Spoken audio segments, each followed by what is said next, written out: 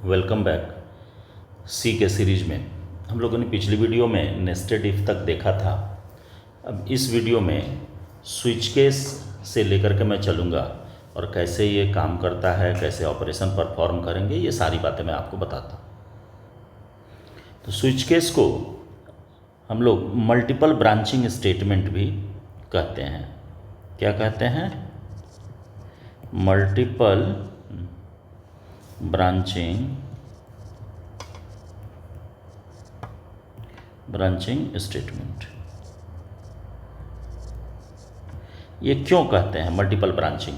देखिए, जैसे if condition हम यूज करेंगे तो इफ़ कंडीशन में बार बार आपको कंडीशन देना है, और स्विच केस कहाँ यूज करेंगे तो स्विच केस का लिमिटेशन है। लिमिटेशन क्या है कि स्विच केस एग्जैक्ट मैच करने पर ही काम करेगा। एग्जैक्ट मैच करने का मतलब हो गया कि देखिए, सबसे शुरू में हम लोग लिखते हैं स्विच और पैरेंथेसिस में वेरिएबल या एक्सप्रेशन दिया जाता है, और इसके नीचे केस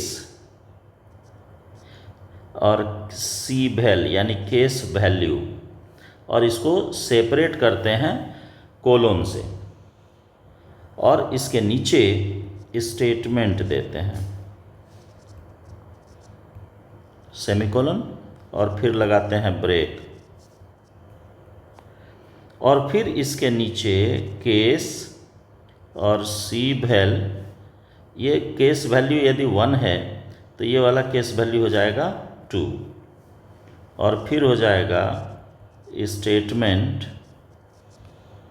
और ये स्टेटमेंट जैसे ये वाला, इसको मान लेते हैं 1, चूँकि केस वैल्यू 1 का था तो इसको मान लेंगे स्टेटमेंट 2, और फिर इसके नीचे लगा देंगे ब्रेक। और इसी तरह से आप लिखते जा सकते हैं, और लास्ट में डिफ़ॉल्ट लगाते हैं, और डिफ़ॉल्ट को भी उसी तरीके से सेपरेट करते हैं, और फिर स्टेटमेंट डिफ़ॉल्ट,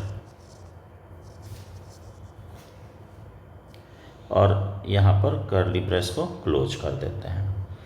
तो देखिए ये करेगा क्या कि यहाँ पर सबसे पहले तो इसके कंप्लीट डिस्क्रिप्शन को आप समझिए।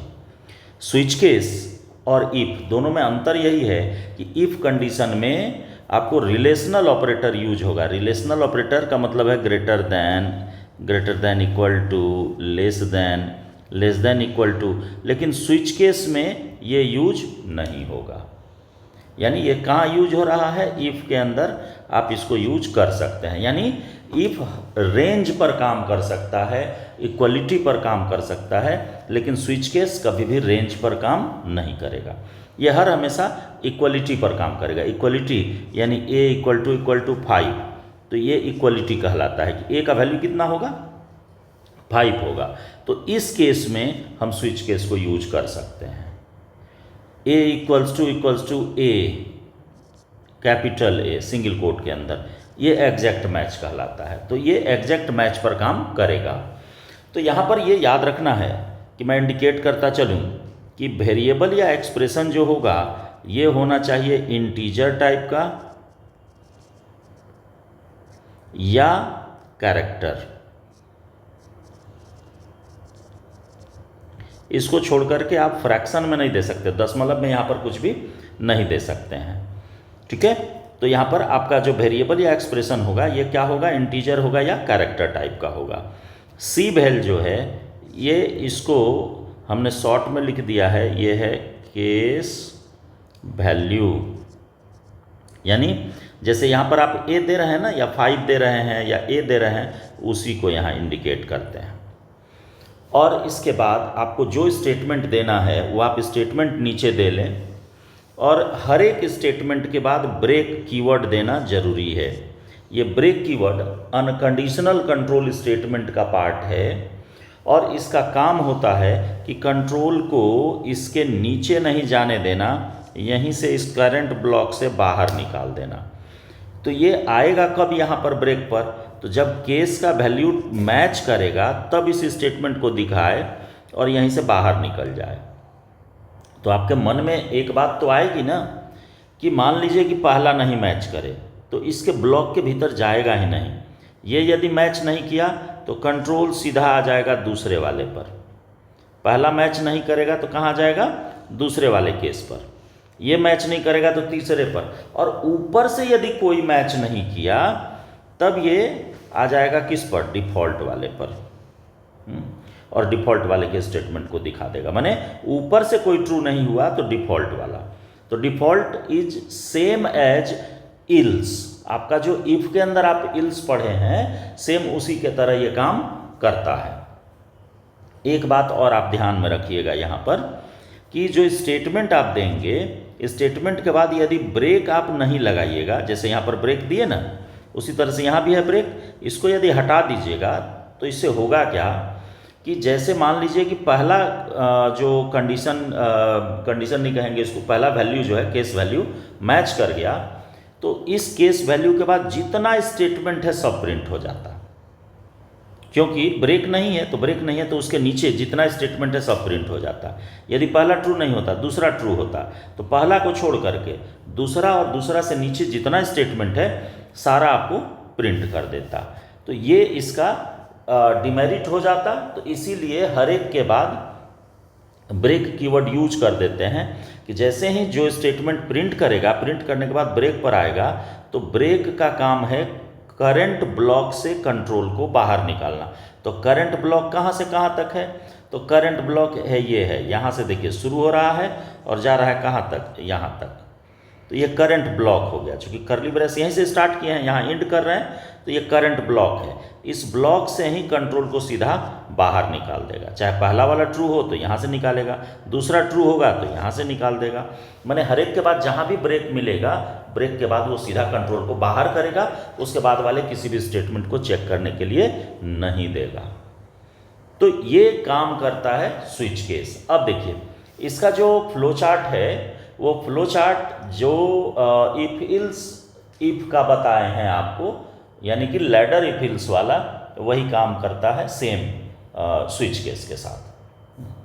तो कंडीशन देंगे, कंडीशन इक्वलिटी पर ये काम करता है, और ट्रू या फॉल्स होगा तो ट्रू होगा तो स्टेटमेंट को दिखाएगा, अदरवाइज फॉल्स होगा तो आगे फिर अगले केस वैल्यू को चेक करने के लिए जाएगा। तो जो फ्लो चार्ट है वो सेम एज किसका है, तो जो आपको बताए हैं इफ इल्स इफ वाला, हाँ, फ्लो चार्ट जो है वो आपको सेम मिलेगा। फ्लो चार्ट सेम हो जाएगा किसका, इफ इल्स इफ वाला। हाँ, तो फ्लो चार्ट इसमें नहीं बताते हैं, आपको प्रोग्राम हम बताते हैं इस पर कि कैसे ये काम करता है।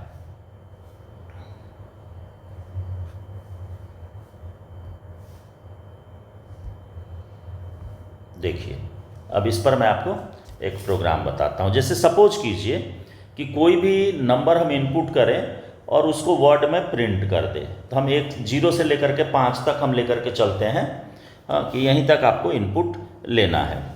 तो कैसे आप इसको कोड कीजिएगा, देखिए आधी बात तो आप लोग समझ ही रहे हैं कि कैसे लिखना है। stdio.h हैश इंक्लूड conio.h, ये स्मॉल है, जितना भी लिखते हैं सारा स्मॉल है। void main। अब देखिए यहाँ पर आकर के आप एक n ले लीजिए वेरिएबल, जिसमें कि हम वैल्यू n में अब आप इनपुट मांग लीजिए। printf inter any number from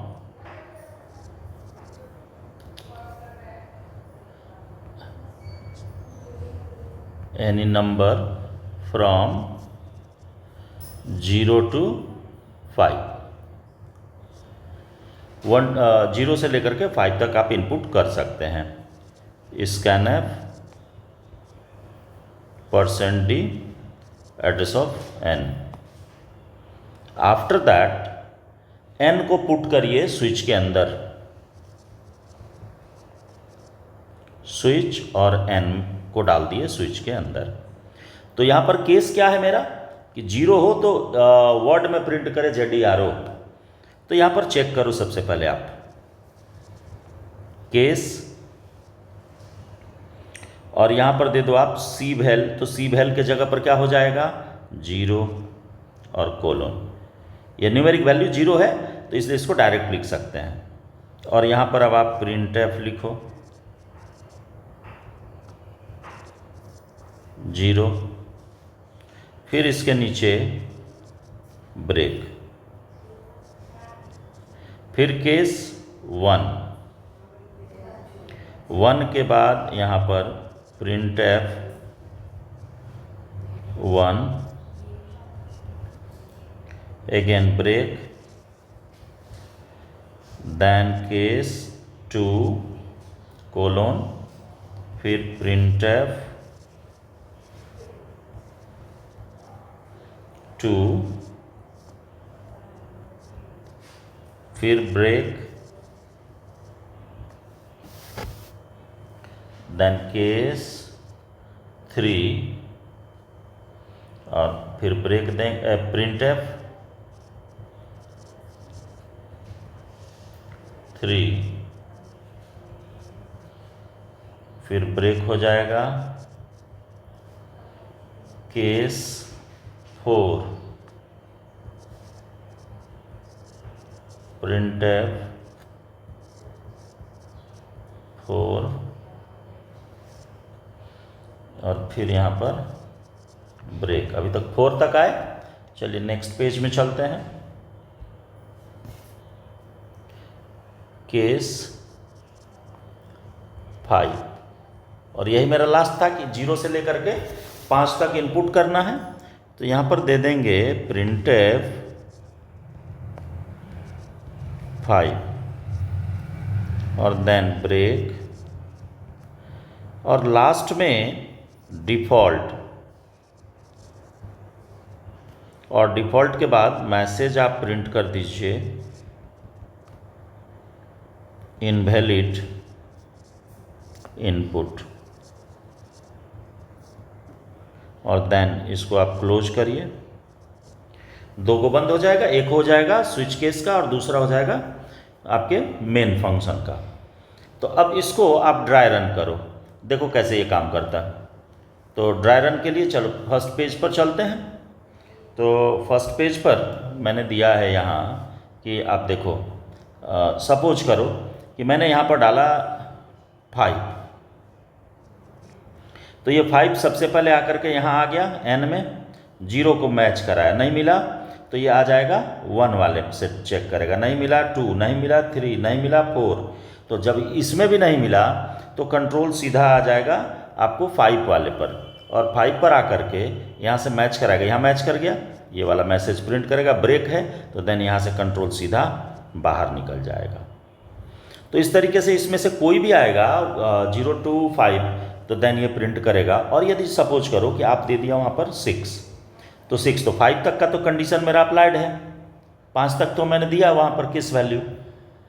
ये क्या करेगा कि इसके बाद चला जाएगा डिफ़ॉल्ट वाले पर, और डिफ़ॉल्ट पर आएगा जैसे ही, तो डिफ़ॉल्ट में मैंने मैसेज दे दिया है इनवैलिड इनपुट, तो ये आपको मैसेज प्रिंट हो जाएगा इनवैलिड इनपुट का। अब आते हैं इसी को लेकर के कि ये तो मैंने एक नंबर पर आपको बता दिया कि न्यूमेरिक वैल्यू होगा, तो देन आप इसको कैसे चेक करोगे। अब आ जाओ कि यदि सपोज करो कि कोई कैरेक्टर हो और कैरेक्टर को मैच कराने की बात आ जाए, तो देन आप इस पर कैसे ऑपरेशन करोगे उसको मैं बताता हूँ। Then in case of character क्या करेंगे, तो देखो सपोज करो कि आपको जैसे मैं वाइल कहता हूँ इफ और इल्स से लेकर के कि भावेल और कॉन्सोनेंट की बात किया था ना, तो आप भावेल और कॉन्सोनेंट को लेकर के आओ, क्योंकि उसमें क्या है कैरेक्टर आपको इनपुट करना है और कैरेक्टर के बेसिस पर आपकी चेकिंग होनी है। तो यहाँ पर सबसे पहले क्या करेंगे कि देखो भावेल और कॉन्सोनेंट की बात करते हैं, तो यहाँ मैं लिख देता हूँ भावेल और कॉन्सोनेंट, इसको चेक करना है। तो कैसे आप करोगे, तो देखो यहाँ पर अभी तक जो हम लोगों ने किया इफ़ के साथ, तो वो तो है ही कि वहाँ भी आप कर सकते हैं। देन आपको देखो कि यदि हम इसको स्विच केस में लेकर के आ जाए तो और ज़्यादा आसान हो जाएगा। तो सबसे स्टार्टिंग में आप क्या करोगे कि इनपुट ले लो आप, हैश इंक्लूड stdio.h। देखो ऊपर वाले प्रोग्राम में यहाँ पर गेट सी एच डाल देना, चूँकि मैंने conio.h को ऊपर लिया था। यदि गेट सी एच यूज नहीं करोगे तो conio.h का कोई यूज नहीं, जैसे इसमें मैं नहीं ले रहा।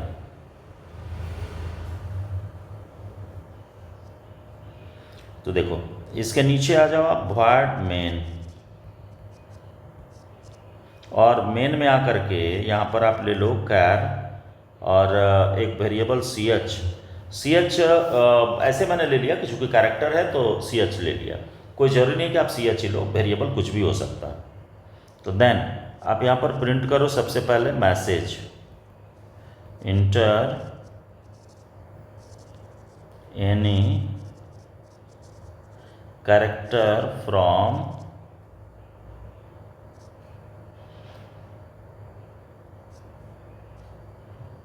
कहाँ से कहाँ तक, तो A to Z, कैपिटल दो स्मॉल दो, जो देना है दे दो। यहाँ मैं सारा चेक कर दे रहा हूँ। तो देखो सबसे पहला चीज़ क्या ना, कि एक चीज़ जो कि अक्सर हम लोग गलती करते हैं, वो क्या करते हैं, मैंने पिछले प्रोग्राम में उस पर कोई चर्चा नहीं की थी, कि यूजर इनपुट जो देगा तो वो क्या गारंटी है कि A to Z में से ही देगा। मैंने मैसेज डाल दिया और वो 1 2 3 4 5 कुछ भी डाल देगा, तो आपका कंडीशन जब सेटिस्फाई करेगा ना, तो उस समय वो प्रिंट कर देगा उसको भावेल, सॉरी कॉन्सोनेंट। भावेल में तो कंडीशन लगा रहता है, तो वो प्रिंट कर देगा यदि, तो यहाँ पर आ जाएगा वो कॉन्सोनेंट में।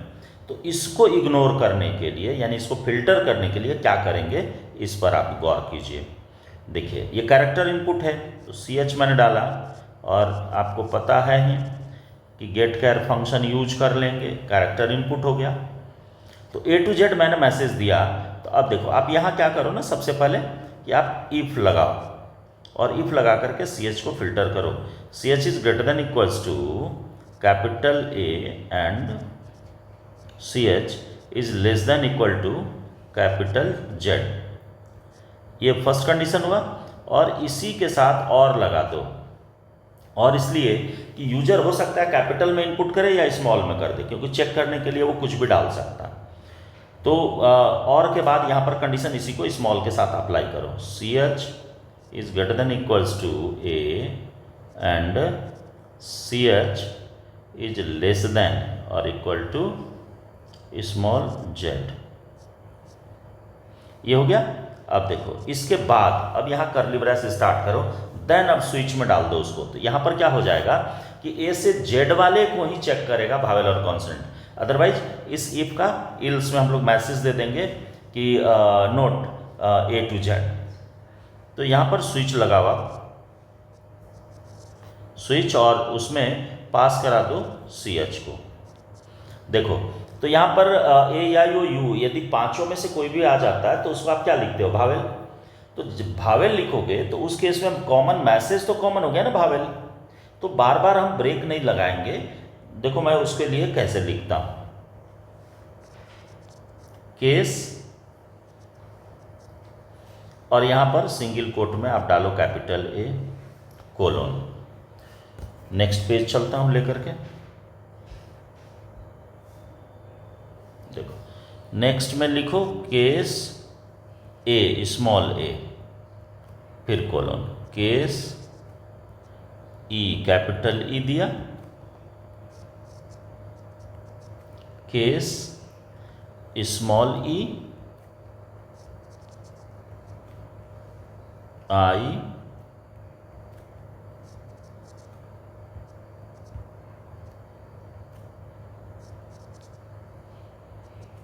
Case O, case O small, U capital, case U small, and after that हम मैसेज को पुट करेंगे। तो यहां पर आप लिखो printf \n, और यहां पर दे दो भावेल, और फिर लास्ट में क्या लगाना है, ब्रेक। ब्रेक लगाना नहीं भूलना है।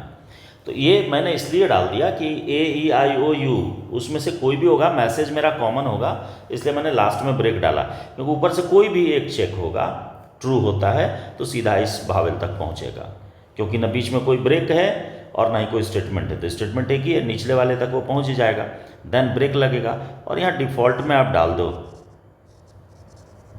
कि यदि AEIOU में से कोई नहीं होगा तो क्या होगा, कॉन्सोनेंट होगा।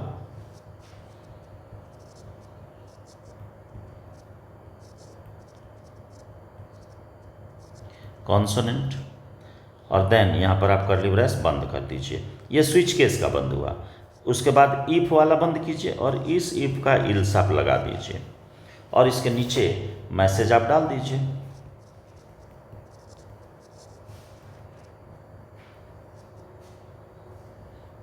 Inter character is not in A to Z। ये मैसेज हो जाएगा और यहाँ पर मेन को बंद कर दीजिए। तो इस तरीके से इस स्विच केस पर आप बहुत सारे प्रोग्राम्स को का सॉल्यूशन आप निकाल सकते हैं। तो मैं बहुत सारा क्वेश्चंस आज डाल दूंगा टेलीग्राम से, आप देख लेंगे, चैनल पर आप देख लीजिएगा। करीब 4-5 क्वेश्चन तो मैं ज़रूर डाल दूंगा। तो इसके बेसिस पर आप इसका सॉल्यूशन निकालिए, ये आसानी से आपको निकलते चला जाएगा। सिर्फ सिंटैक्स में गलती नहीं करनी है। तो मिलते हैं अगली वीडियो में।